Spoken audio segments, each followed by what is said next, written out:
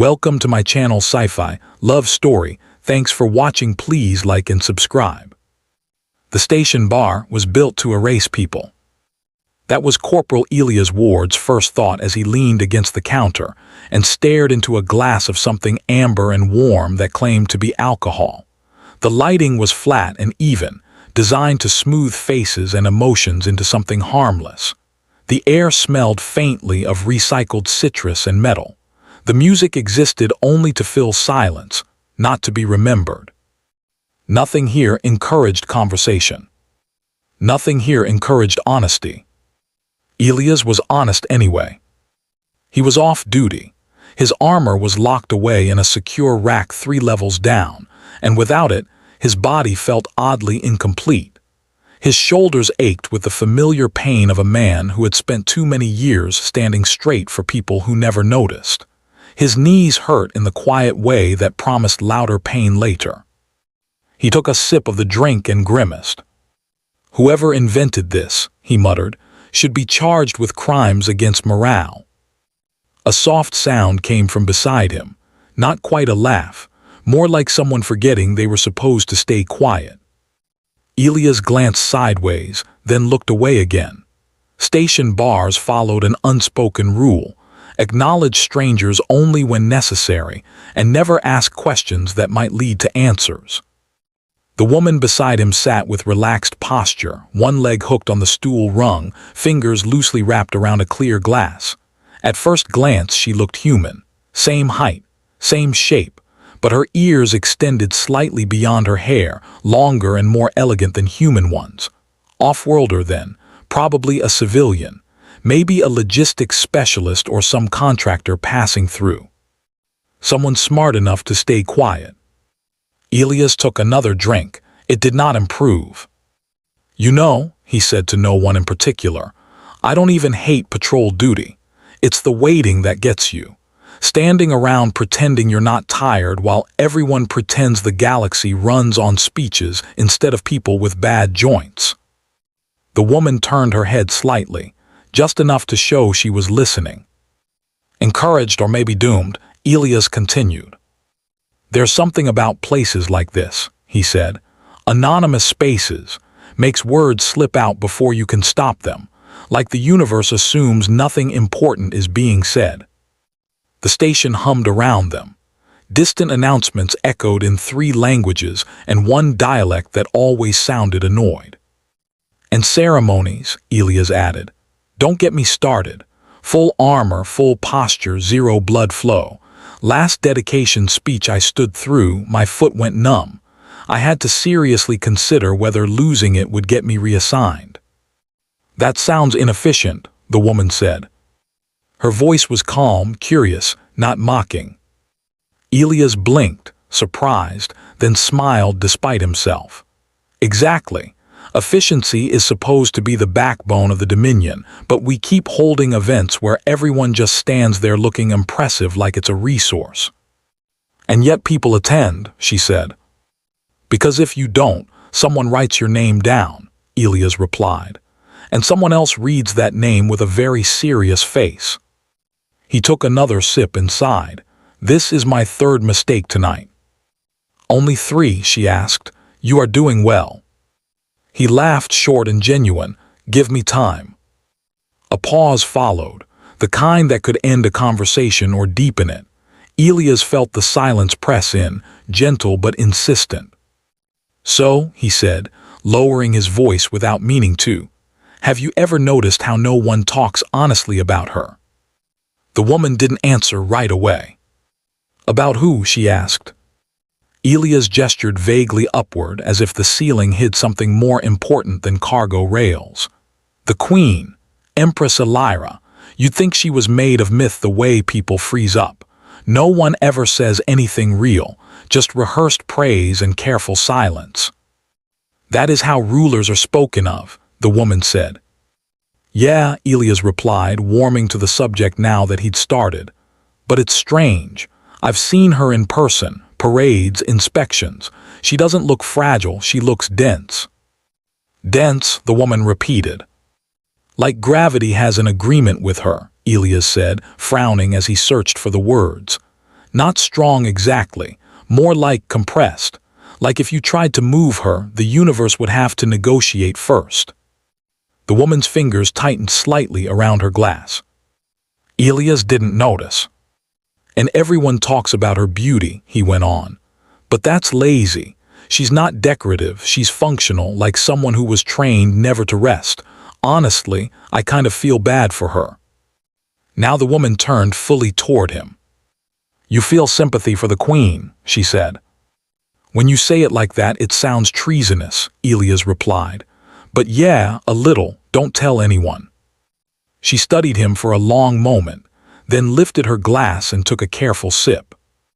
If she were here, the woman asked quietly, what would you say to her? Elias snorted. I'd probably pass out, or salute a table, or apologize for existing. Assume you don't, she said. Assume she asks you the same question. He considered it seriously. I'd tell her she looks like someone carrying too much alone, he said. That being feared isn't the same as being respected, and that if no one ever tells you the truth, you end up ruling shadows instead of people.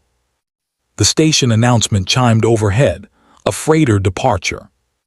The woman set her glass down gently. My name is Elira, she said, and I think this is the most honest conversation I've had in years. Elias did not scream. Later, this would impress him. Instead, his lungs forgot how to work. His spine locked into parade posture. His mind helpfully produced a list of punishments, none of which involved survival. The names settled between them like a gravity well. The bar did not explode into alarms. No guards appeared. No one knelt. The station continued humming, vast and indifferent. Oh, Elias said. Elira raised an eyebrow. Oh, he repeated, nodding as if this explained something important. That explains several things. She waited. For example, Elias said carefully, why you ask questions like an interrogation drone with manners? I prefer curiosity, she said. Of course you do, he replied. He slid off the stool in a movement that was half stand, half collapse. I didn't know, I swear, if I had known. You would have been silent, she finished. Yes, he said, and deeply boring. She smiled faintly. It changed her face, less monumental, more real. You spoke as though I were not listening, she said, as though I were a concept. That was refreshing. I thought you were a logistics tech, Elias said weakly, with excellent posture. This is not how I planned my evening, she replied. Same, Elias said. Silence returned, different now, charged. I will not punish you, Elira said at last. Elias exhaled. I will treasure my continued existence. I will do something else instead. He stiffened. I was afraid you'd say that. I would like to speak with you again, she said, voluntarily. He stared, without consequences. The consequences will be mutual, she said. Elias laughed helplessly. I really need to stop talking. She stood, adjusting her cloak as its fabric shifted color to match the room. Tomorrow, she said, same place. And if I don't show up, he asked. I will be disappointed, she said. I am told that is worse than fear. She turned to leave, then paused. You were wrong about one thing, she added. He braced himself. I do slouch, she said, just never where anyone can see. Then she was gone. Elias remained at the bar, staring into his terrible drink, heart racing. Honesty, he realized, once spoken, had a way of demanding more. He arrived early the next day. That alone worried him. The bar was unchanged, same lights, same forgettable air. He ordered something darker this time, believing disappointment should at least be honest. She arrived without drama, space simply deciding to rearrange itself. You came, Elira said. I didn't want to disappoint you, Elias replied. She smiled. They talked. About soldiers, about borders, about people who felt unseen.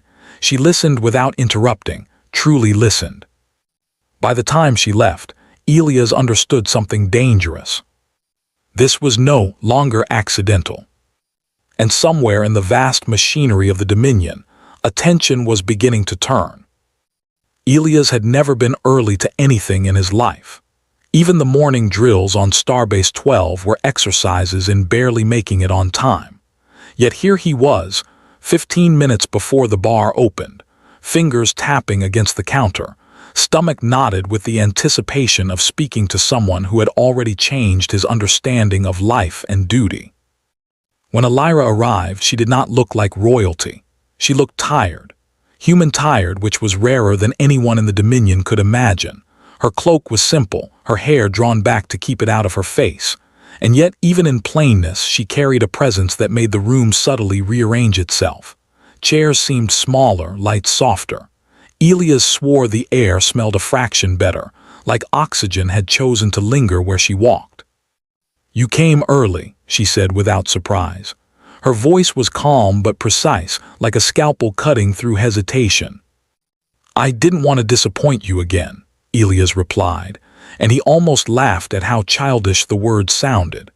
He had spent a lifetime commanding squads and weapons, yet here he was, fumbling under the gaze of a single person who mattered more than an entire fleet. She studied him, then tilted her head. "You worry too much about disappointing people who cannot be disappointed. That's why you stay alive but exhausted." Elias blinked. I think that makes sense." She nodded once and gestured to the seat across from her. "Sit." Elias obeyed. It was easier than defiance. They talked for hours. Not of politics or military strategy, though those threads occasionally surfaced, teased and left dangling. They talked of fatigue and loneliness, and the absurdities of bureaucracy that treated living beings like cogs while expecting loyalty as if it could be issued on command. Elias found himself laughing more in that short time than he had in years. He told stories of patrols gone wrong, of supply runs that should have ended in disaster but didn't, and of colleagues whose courage often outshone their competence. Elira listened without judgment, only nodding, asking questions that made him think twice about what he had taken for granted. She shared fragments of her own life, unfiltered in a way that no report, no speech, and no decree would ever allow. By the time they parted, the bar felt emptier than usual, though Elias knew it was the same. Yet he felt fuller, alive, seen, and he had the strangest, most dangerous feeling a soldier could have, hope. The next morning, alarms woke him. Starbase 12 was under attack. Elias ran, half-dressed, heart-hammering. The control room was chaos, communications blinking red, personnel scrambling. A freighter had been destroyed near the outer docks, and interceptors were already engaging what the command suspected were insurgent drones. But the message that froze him was clear. Queen Elira's convoy under threat. Unknown hostiles. High probability of assassination attempt. Assassination. The word felt like a blow to the chest. Someone had found her. Someone who had studied every protocol, every escort pattern, every security measure. They had predicted when she would be most vulnerable. Elias grabbed his armor, bolted down the corridors, and activated his comms. "Delta Team, now, protect the Queen at all costs." Delta Team already knew the drill. They moved like a single organism, their motions precise and rehearsed. But precision alone could not save against ingenuity, and this attack had a cunning signature, one that even Starbase 12's defenses hadn't anticipated. By the time Elias reached the outer landing bay, the Queen's shuttle was under fire. Plasma bolts struck the hull, tearing metal and spraying sparks across the docking area. Security drones exploded midair, showering debris across the platform. And there, at the edge of the chaos, was Elira, calmly issuing commands as if the destruction surrounding her were part of a rehearsal. Elias joined her side. "Your Highness," he shouted over the roar of energy weapons, "move now." She turned her gaze on him, calm, not fear, not hesitation. "Calm. Delta Team has protocols," she said, "and now so do you." He felt his pulse accelerate. She was right. He had trained for chaos but never for her. They ran. Plasma bolts sizzled near their heads, leaving trails of seared air. Elias fired his weapon instinctively, disabling drones and forcing hostile units to take cover. Every step forward felt heavier than the last, but every glance at Elira reminded him why he had to endure it. Not because she was the queen, because she was human here with him, risking everything. They reached a side corridor, narrow and exposed. Elias heard the mechanical hiss of drones tracking their movement. He counted, 6 of them, armed, programmed to kill. They would surround them if they didn't act fast. "I can override the doors," Elira said, pulling a portable console from her cloak. Her fingers danced across the holographic keys. "But it will take 10 seconds. Hold them off." Elias gritted his teeth. 10 seconds, he barked and lunged into the first approaching drone. His armor absorbed a plasma strike to his shoulder, sparks flying. He fired at the drone's sensors, watching it collapse in a heap of smoking metal. 2 more drones advanced. He ducked, rolled, and managed to disable them, all while thinking, "She trusted me. The queen trusted me." The override completed. Elira nodded. Doors sealed behind them with a hiss, cutting off the drones. For a heartbeat, silence replaced chaos. Elias gasped, adrenaline burning through him, muscles trembling. "She's the queen," someone shouted behind the door. "How?" Elias didn't answer. He only looked at her. And for the first time he saw a vulnerability few had ever glimpsed. Fatigue etched on her face, concern hidden in her eyes, but also determination. Steadfast, immovable determination. She did not wait for others to lead. She led. The intercom crackled. A voice, cold and smooth, filled the corridor. "Queen Elira, we've waited long for this moment. Step aside or your reign ends here." Elias raised his weapon. "We don't step aside." The queen stepped forward, calmly, elegantly. Elias almost couldn't believe his eyes. She did not flinch as energy beams struck the walls near her, as metal groaned under the blast. She simply advanced, eyes fixed on the hidden enemy. Minutes, or was it seconds, passed. Then the corridor shuddered as the main assailant revealed himself, a genetically enhanced operative, faster and stronger than any soldier Elias had faced. He carried a blade that hummed with energy and eyes that burned with cold intelligence. Elias fired first. The operative ducked, almost casual. His speed was terrifying, but Elira did not falter. She moved with precision, blocking his strikes, redirecting energy flows with gestures that were almost imperceptible. And then she spoke. "Human," she said, voice carrying authority without arrogance. "You've protected me before, protect me now." Elias felt his chest tighten. This was not just an order, it was trust. Absolute, unshakable trust. He lunged. The operative struck. Metal clashed. Sparks flew. Elias felt his armor buckle under the force, his body screaming, but he held the line. Every movement was instinct, every breath a borrowed moment. And then in a single, almost impossible motion, Elira intervened. She struck the operative with an energy pulse so precise it overloaded his suit systems. He collapsed, unconscious, defeated not by brute force, but by strategy and courage combined. The corridor went silent. Smoke drifted from the walls, lights flickered, and the queen stood, untouched. Elias collapsed to one knee, heart pounding, chest heaving. "You survived," she said almost softly. You too," he replied, realizing he had never been more alive. "Not because of luck," she said, "because of honesty and trust and courage." He looked at her, and in that moment he understood something profound. The Dominion did not need rulers who were feared. It needed rulers who could listen, and people brave enough to answer. The next hours were a blur of debriefings, repairs, and endless questions. Assassins had been neutralized. The threat traced to a faction that underestimated the queen. Yet no one spoke of Elias. He had protected her not for glory, but because it was needed. And she, in turn, had treated him not as a soldier, but as a human, worthy of being heard and trusted. Weeks later, Starbase 12 held a ceremony, not one of empty spectacle but one of acknowledgement. The Queen gave a speech, but it was different this time. She spoke of duty, yes, but also of honesty, of courage, of listening. And in the back of the hall, in plain uniform, Elias stood. He did not receive a medal, though he could have. He did not demand attention, though he deserved it. He simply smiled because for once his life felt meaningful. Elira caught his gaze, a quiet acknowledgement passing between them. No fanfare, no pomp, just understanding. And in the vastness of the galaxy, filled with fleets and bureaucracy, with politics and war, something subtle and human persisted. Someone had listened. Someone had spoken honestly. And together, they had reminded the Dominion that even in the shadow of empires, humanity mattered. Elias exhaled, shoulders finally unclenching. The Queen approached him quietly. "You were right," she said. "Shadows do not rule, people do." He smiled. "I'm glad you listened."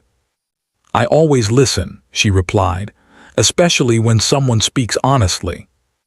And for the first time, in a galaxy of machines, warriors, and fear, a human and a queen shared a simple truth. Courage, trust, and honesty were stronger than any fleet. The Dominion survived, not because of rules or fear, but because of the heart of those who dared to act. And in that truth, Elias and Elira found not just survival, but a spark that might one day change everything. The end.